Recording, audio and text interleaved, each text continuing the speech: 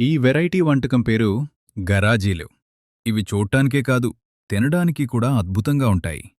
వీటిని తయారుచేసే విధానం చూస్తుంటే రెండు కళ్ళు చాలవు.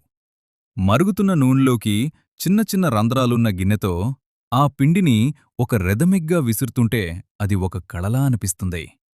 రెండు వైపులా బాగా వేగిన తర్వాత దోసలా మడతవేసి వీటిని సిద్ధం చేస్తారు. మన గోదావరి వాళ్ళకి ఎటకారం, చమత్కారం ఎక్కువే కదా! ఈ గరాజీలు చూడ్డానికి అచ్చం పిచ్చుకగూళ్ళలా ఉంటాయి.